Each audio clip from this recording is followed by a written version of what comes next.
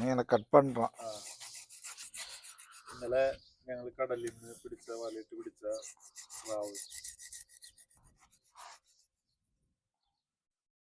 എന്നിട്ട് Putta വയ്ക്കണേ.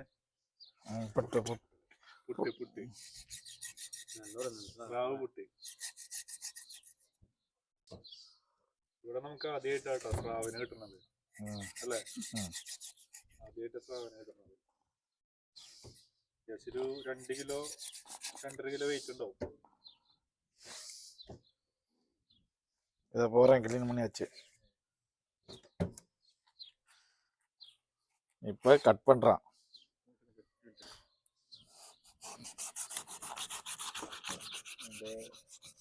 തലയാണ് first cut ചെയ്യുന്നത്. അല്ല അതിന് മുമ്പ് അതിന്റെ ചിറകുകൾ കട്ട് ചെയ്തല്ലോ. ഫ്രഷ് ഇതാണ്.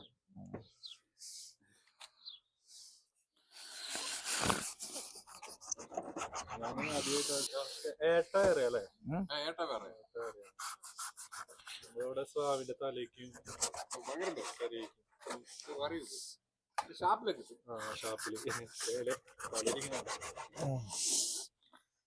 അതേ കച്ചറ പോട്ടും. കണ്ണൊക്കെ ശരിക്ക് മനുഷ്യരുടെ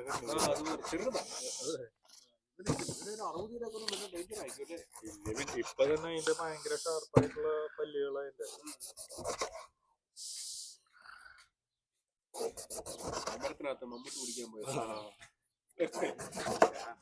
ഇതുണ്ടല്ലോ ഉണക്കിട്ട് ഭയങ്കര ടേസ്റ്റാണ്. എനിക്ക് ഭയങ്കര ഇഷ്ടമാണ് ഉണക്കസ്രാവ്. ഉണക്കസ്രാവ് നമ്മുടെ നാട്ടിലൊക്കെ ഇഷ്ടം പോലെ.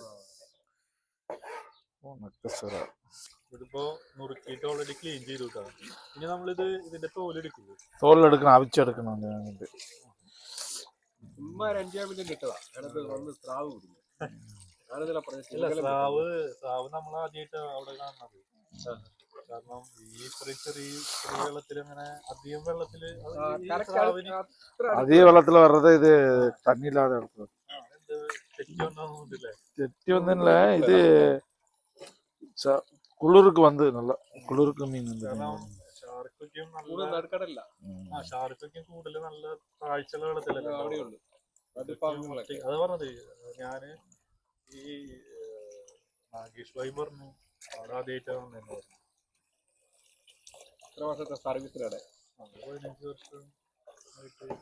15 வருஷம்னா அவர் கடலுக்கு போகல, தெரியாதுல்ல. நம்ம அதெல்லாம் இது பிடிச்சி டெய்லி பிடிக்கிறது. இங்கே வேறு டெய்லி பிடிக்கும். பிடிச்சிக்க வேண்டிய 100 കിലോ 150 കിലോ 200 കിലോ നല്ല പെരുസ് വല തൂണ്ടിലും പിടിക്കും. ചൂണ്ട പക്ഷെ ഭയങ്കര ഡേഞ്ചറാണ്, വലിച്ചോണ്ട് പോകും. ഈ തലയൊന്നും എടുക്കണില്ല കേട്ടോ. തല വേണ്ട, തലയ്ക്ക് നല്ല ഡിമാൻഡ് ആകുന്നുണ്ട്. കാരണം തലക്കറി ഷാപ്പിൽ നിന്ന് തലക്കറി ഇതിലൊക്കെ അത്യാവശ്യം നന്നായിട്ട് മീറ്റ് ഉണ്ട് കേട്ടോ. ഇതൊക്കെ മീറ്റാണ്, ഇതൊക്കെ മീറ്റാണ്. അപ്പൊ തലക്കറി ഭയങ്കര സ്പെഷ്യലാണ് നമ്മുടെ അവിടെ. അപ്പൊ ഇതൊന്നും നമ്മൾ എടുക്കുന്നില്ല, മാത്രം എടുക്കുന്നില്ല. ഓൾറെഡി നമ്മള് ഇതൊക്കെ ക്ലീൻ ചെയ്ത് ഇത് വേവിച്ചിട്ട് ഇതിന്റെ തൊലി പൊളിച്ച് കളയും. അല്ല വേവിച്ചിട്ടല്ലേ, തൊലി പൊളിച്ച് കളയും.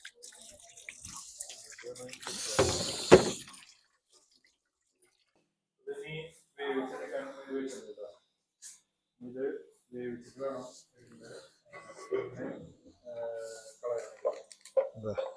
വേവിച്ചിട്ട് മഞ്ഞപ്പൊടി ഇട്ടിട്ട് മഞ്ഞപ്പൊടി ഇട്ടിട്ട് വേവിക്കണം. ഇതൊരു സ്പെഷ്യൽ ഡിഷാണ് കേട്ടോ അവിടെ വെക്കുന്നത്. ഇത് പുട്ടാണ്, പുട്ടെന്നാ പറയണത്.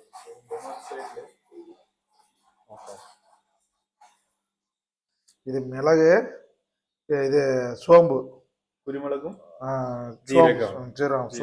സോമ്പ് അതും ഇടിച്ചിട്ട് അതിലേക്ക് ചേർക്കണം. അതേപോലെ തന്നെ ഈ കാണുന്ന സബോളയും പിന്നെ പച്ചമുളക്, പിന്നെ അതിലേക്ക് അത് കീറ വിടണം. അതിലിടാൻ പോണ ഇതായിട്ടാണ് മുരിങ്ങയുടെ ഇല കേട്ടോ. ഇത് ഈ ഇത്രയും ഐറ്റം, പിന്നെ മല്ലിയില, ഇത്രയും ആയിട്ടാണ് ഇതിലേക്ക് ചേർക്കണത്. ഇത് വേവിച്ചതിന് ശേഷം ഇതിപ്പോ തിളച്ചിട്ടുണ്ട്.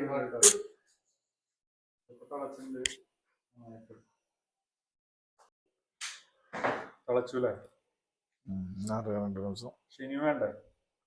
എന്നാ ഞാൻ നേരം ചെല്ലാം.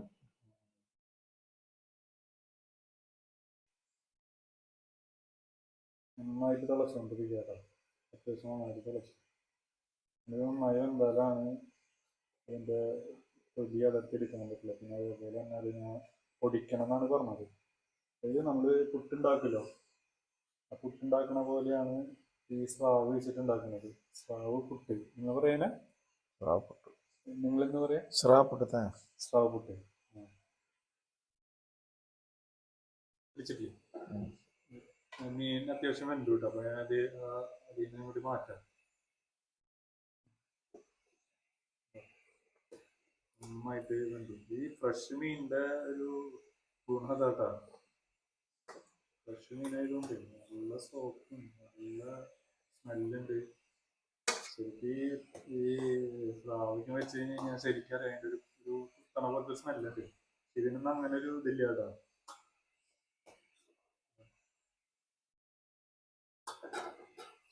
സൂപ്പർ പീസുകളാ.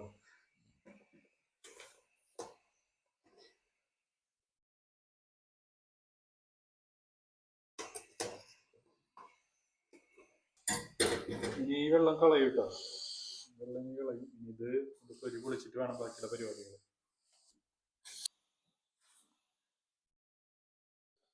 അതിന്റെ സ്കിന്ന് പൊളിച്ചെടുക്കാം. എടുത്തിടണം. മീൻ നോക്കിയ എൻ്റെ മീറ്റിൻ്റെ ഒരു കളറ്.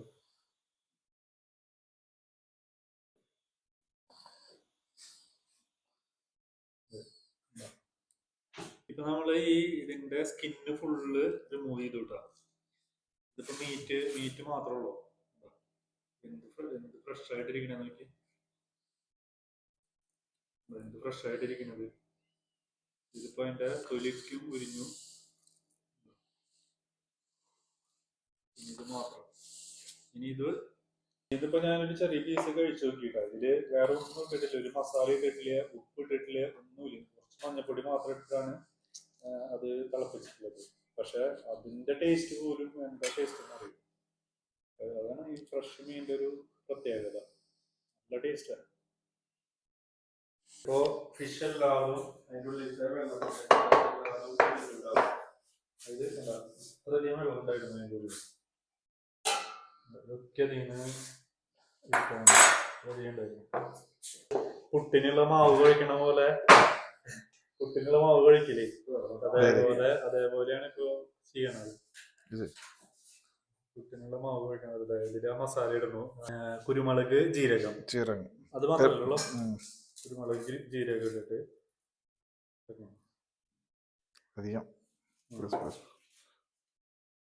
ഇത് വീണ്ടും നമ്മൾ ഈ പുട്ടിന് കുഴക്കണ പോലെ തന്നെ. നേരത്തെ നമ്മള് തിളപ്പിക്കുമ്പോ ഉപ്പ് ഇട്ടിട്ടില്ലേ, ഇപ്പോഴാണ് ഉപ്പ് ചേർക്കണത്. കുറച്ചിട്ടുണ്ടോ? കുറച്ച് ഉപ്പ് ഇട്ടു. ഓയിലല്ലേ?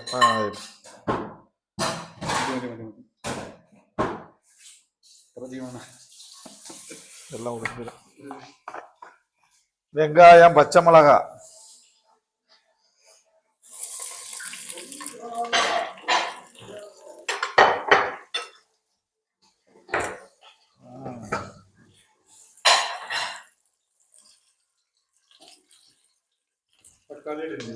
തക്കാളി ഇവിടെ ഫസ്റ്റ്.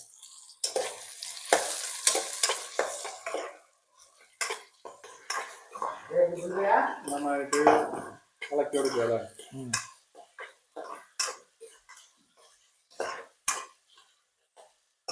ഇതിന് വേറെ മസാല ഇടും ഇതില് ഇല്ല? നമ്മളാ കുരുമുളകും മഞ്ഞപ്പൊടി മാത്രം. ഇനി വേറെ ഒന്നും ഇല്ല. കുറെ തക്കാളി വിതയെടുത്തിട്ട്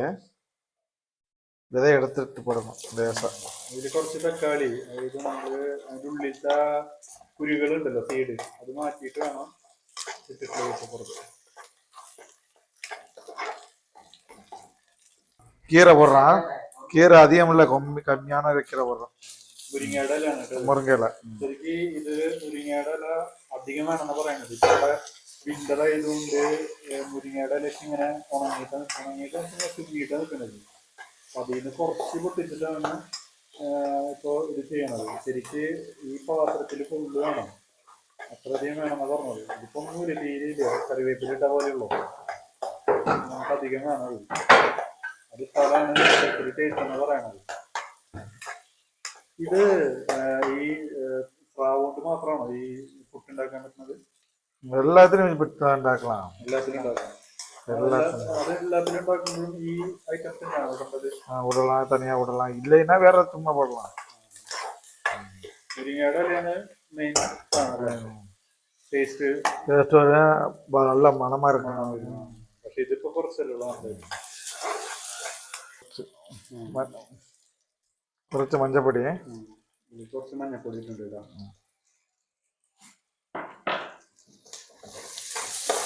ഇതിൽ നമ്മളിനി ഇത് ഇടും, മുളക് പൊടി ഇല്ല. മഞ്ഞപ്പൊടി മാത്രമേ ഇടുള്ളൂ. അത്യാവശ്യം റെഡിയായി വന്നിട്ടുണ്ട്.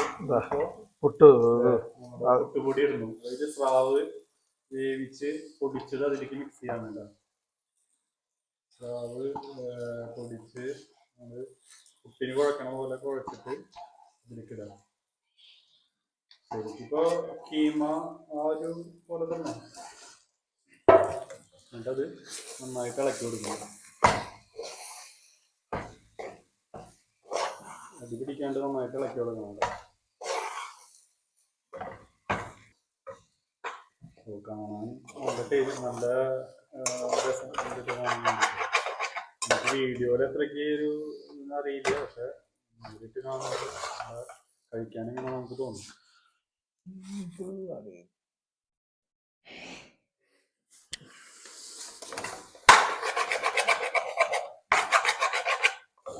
ഇതിപ്പോ ഇങ്ങനെ കാണുമ്പോഴേ എനിക്ക് തോന്നുന്നില്ലെന്നറിയോ, നമ്മള് മുട്ടയും മുരിങ്ങയുടെ ഇലയും കൂടിയിട്ട് ഉണ്ടാക്കും.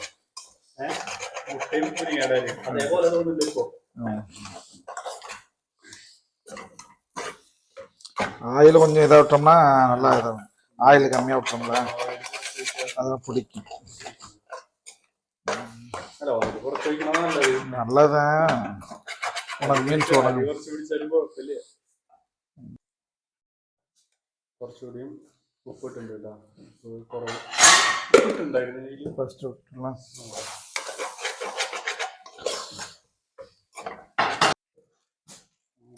എന്ത് രസം കാണാൻ വേണ്ടിട്ട്.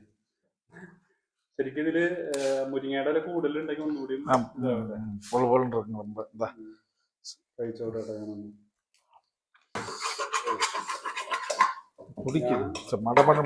കഴിച്ചു നോക്കിട്ടാ പറഞ്ഞറിയിക്കാൻ പറ്റിയ അതേപോലെ ടേസ്റ്റ്. കാരണം ഒന്നാമത്തെ ഞാനിത് ആദ്യമായിട്ട് കഴിക്കണത്.